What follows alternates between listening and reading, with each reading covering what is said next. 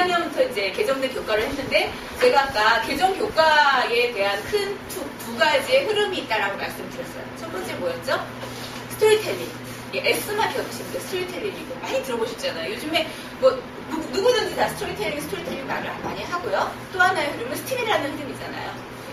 근데 스팀과 스토리텔링에서도 스팀이 더 중요하다고 보면 되고요. 스토리라는 부분은 어떤 그 활용적인 측면이에요. 그래서 어떤 영역이든지 어떤 수업이든지 다 녹아있다고 보시면 되고요. 스팀이라는 부분이 굉장히 중요한 화두로 대두가 되고 그것이 지속이 되면서 지금 현재 교과서들의 그 어떤 맥락을 차지하고 있습니다. 그리고 중학교, 고등학교 과정까지도 이런 어떤 스팀형 교육, 특히 수학, 과학에 있어서 스팀형 교육이 굉장히 중요하게 자리를 매기고 있고요. 앞으로 이제 그 나오는 어떤 그 영재 개발, 영재 학교라든가 이런 부분에 있어도 스팀이라는 부분이 굉장히 중요한 화두예요. 그래서 지금 현재 아이를 그 양육하고 계시는 우리 어머님들 입장에서는 스팀이라는 부분을 물론 많이 아시는 내용도 있겠지만 한 잠깐 그게 어떤 내용이고 그리고 스팀이라는 부분이 교육하고는 어떤 관련이 있고 내가 아이를 키우는 데 있어서 좀 참고할 만한 부분은 좀 있을 것 같아요. 그래서 스팀에 대해서는 저희 큐브레인의 기획실장으로 계시는 분이 잠깐 나오셔서 설명을 잠깐 하고 그 다음에 제가 진행을 하도록 하겠습니다.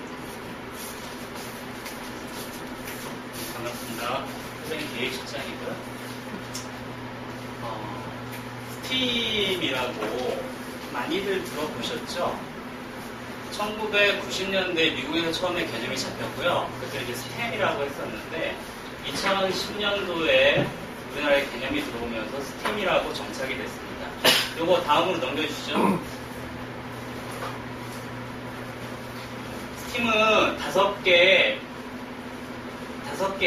단어의 약자인데요. S가 사이언스고요. T가 테크놀로지, 세 번째가 E가 엔지니어링입니다. 사이언스는 우리말로 번역을 하면 과학이죠, 당연히. 테크놀로지가 뭐죠? 뭐라고 번역을 하죠? 테크놀로지, 기술. 엔지니어링은 공학. 이 세 가지가 사실 하나로 묶이죠. 과학, 기술, 공학. 뭔가 느낌이 있죠. 저희 어렸을 때는 이과라고 그랬죠. 이과, 문과라고 했을 적에 이과적인 부분. 그러니까 지금 21세기 현대 과학 문명을 일으킨 세 가지 가장 중요한 학문들입니다.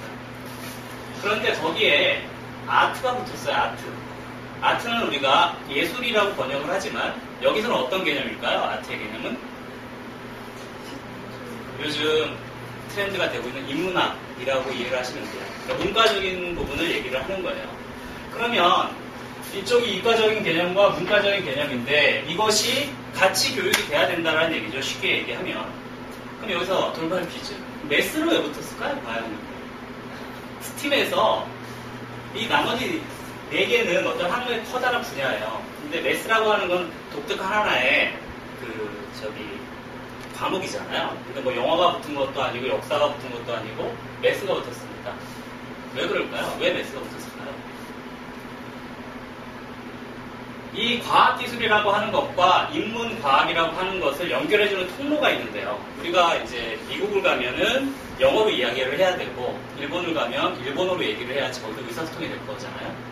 그러면 과학기술이라고 하는 것과 인문과학, 예술을 필두로 한 인문과학이 서로 소통하는 부분이 있는데 그걸 통하게 하는 언어가 수학이라는 그런 얘기예요. 그러니까 수학이라고 하는 거는 사실 옛날에 위대한 수학자들은 대부분 다 위대한 철학자들이에요. 피타고라스의 정리, 피타고라스 학파. 파스칼의 정리도 잘 아시죠? 파스칼의 원리, 파스칼의 정리. 파스칼이 한 유명한 말이 뭐죠? 인간은 생각하는 갈대다. 그 파스칼이랑 그 파스칼이랑 같은 사람이에요. 수많은 사람들이 예전의 현인들이나 철학자들은 다 위대한 수학자들이었어요. 그 이유는 간단해요. 수학이라고 하는 것이 바로 우주의 언어이고 그 다음에 그 우주의 언어가 이런 학문들을 연결시켜주는 소통의 고리가 되기 때문입니다.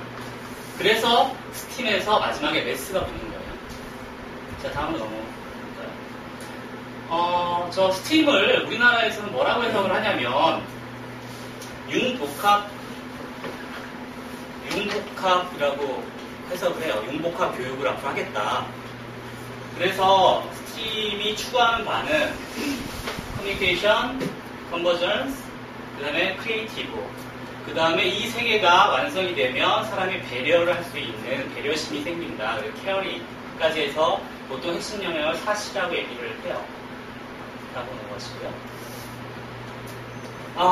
그런데 지금 그럼 우리나라 지금 현실을 한번 볼게요. 지금 이게 이제 2012년도 OECD 사법 성취 평가도 피사라고 하는데 거기에서 나온 주요 결과입니다. 수학 1등이고요. 읽기 또 1등이에요. 여기 1, 2라고 되어 있는 건 뭐냐면 거의 차이가 거의 없기 때문에 1등, 2등 나눌 수가 없고 같이 1등이다 라고 하는 그런 뜻이에요. 과학 2등이에요. 이 수치만 보면 대한민국은 교육이 너무 발달하고 행복한, 그리고 이 수치는 매년 발표가 되는데 매년 저희가 이 상위권에서 떨어지는 적이 없습니다. 근데 피사에서 조사하는 게 단순히 이 3개만이 아니에요. 굉장히 많은 항목을 조사를 하는데요. 그 중에서 우리가 신문을 볼 적에도 행간을 읽어야 된다는데 그 발표되지 않는, 신문에 발표되지 않는 그 순위를 제가 읽어드릴게요. 첫 번째가 이 공부를 하는 데 있어서 내적 동기, 그러니까 공부를 하면서 흥미와 즐거움을 느끼는 수치 58이에요. 그 다음에 도구적인 동기, 이 공부를 한 것이 나한테 유용할 것이다 라고 느끼는 그런 수치 62위예요. 그 다음에 자아효능감, 내가 이거를 공부를 해서 앞으로 살아가면서 이걸 성공적으로 유용하게 쓸 것이다 라고 생각하는 항목인데 62위예요. 총 64개국을 정리를 한 거예요.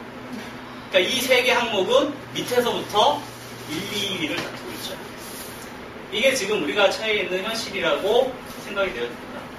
도대체 왜 그런 걸까요? 그래서 결국은 나라에서 교과부에서 생각을 하기에 이래서는 안 되겠다. 뭔가 방법이 있어야 된다. 어떻게? 스팀 교육을 해서 이 문제를 해결해 보자.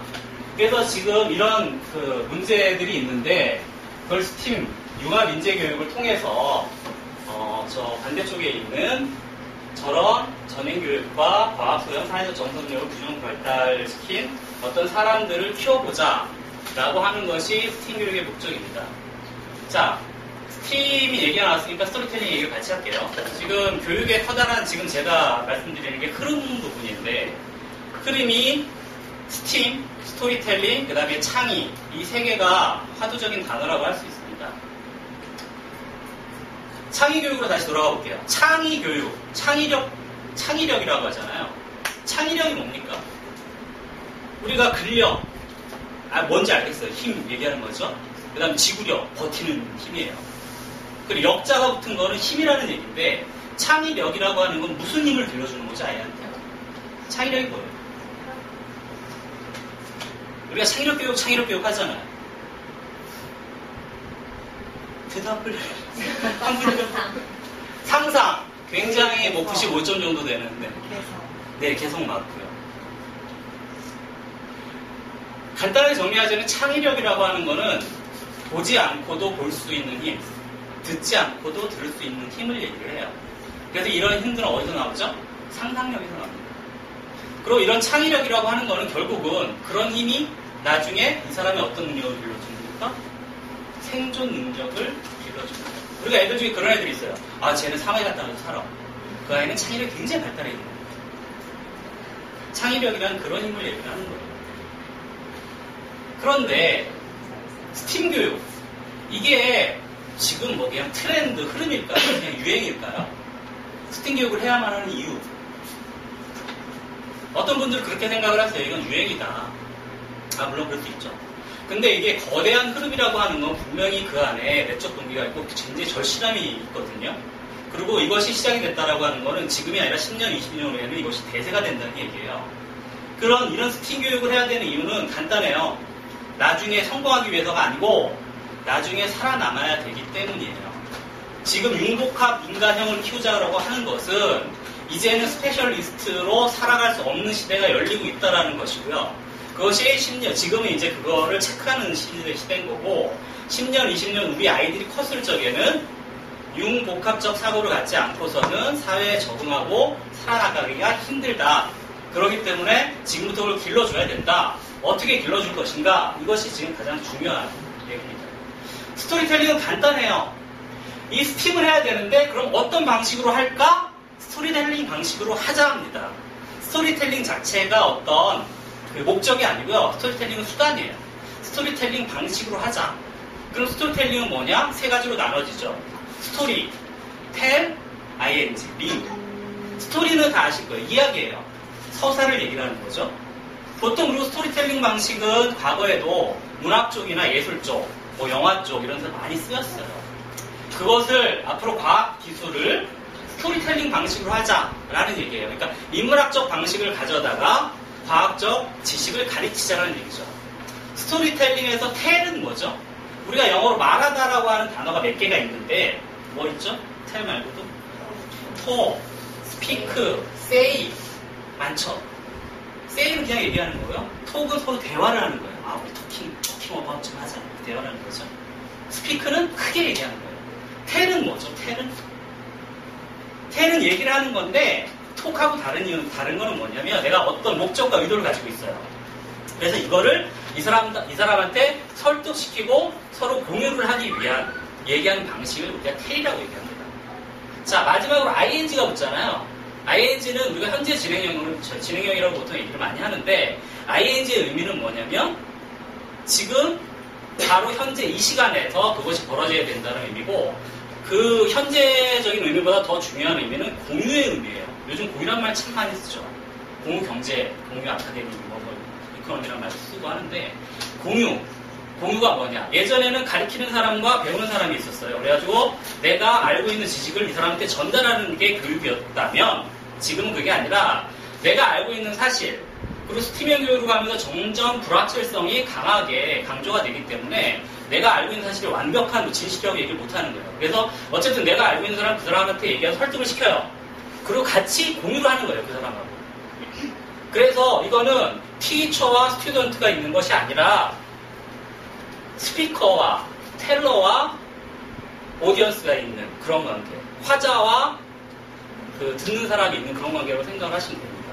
그래서 스토리텔링의 핵심은 우리 시중에 나간 뭐 스토리텔링 분야에서 뭐 팥쥐가 뭐 팥이 뭐 12개가 있고 뭐 두꺼비가 몇 개, 그걸 스토리텔링 수학책이라고 얘기해요. 이건 정말 난센스예요. 스토리텔링은 방식입니다. 수학을 가르치는 방식, 이런 방식으로 가르치자라는 거지 스토리를 통해서 수학을 공부하자가 아니에요.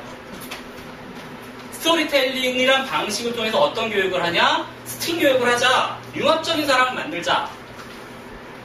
스페셜리스트의 시대가 끝났어요, 이제. 그래서 우리 윗세대들은 사실은 어떤 한 분야만 파고들면 돼요. 그리고 그 분야에서 박사가 됩니다. 그래서 사회 지도층에 대해서 그걸 가르쳐줬어요, 사람들한테. 이제는 더 이상 아니에요. 스페셜리스트들은 이제 생명이 다 끝났습니다. 그래서 지금 요구되고 있는 인재상이 뭐죠? 쿨맨이라고 보통 표현을 하는데 모든 것을 아는 사람. 근데 사람들이 헷갈려해요. 쿨맨이 뭔가. 그래서 내년에 이거 참 융합 이거를 아예 학교로 만들자라고 해서 내년 2014년도 3월달에 세종시에 세종과학예술영재학교라는 고등학교 과정이 개설이 되거든요. 근데 거기 이제 교육감도 그런 얘기를 해요. 아, 여기는 최고의 창의력 학교로 만들고, 레오나르도 같은 사람을 융성을 하겠다라고 신문기사가 났어요. 코미디예요. 이 교육감님은 너무 모르는 거예요. 사태가 어떻게 흘러가는지. 레오나르도 다빈치 같은 그런 르네상스식 천재, 그 사람 말 그대로 천재거든요. 그러니까, 과학에도 능통을 하고, 수학에도 능통을 하고, 발명에도 능통을 한, 거기에서 다 각각 분야에서의 스페셜리스트였던 거예요. 더 이상 그런 사람이 지금 필요한 게 아니죠. 지금 필요한 사람은 다음 장 넘겨주실래요? 스티븐 잡스 같은 사람이에요. 뭐냐? 스티븐 잡스는 어떤 사람이죠? 우리가 스티븐 잡스를 아는데 저 사람 정확한 직업이 뭐예요? 뭐 하는 사람이죠? 저 사람이 애플 컴퓨터를 개발했나요? 아니죠. 애플 컴퓨터를 개발한 사람은 워지니악이었어요.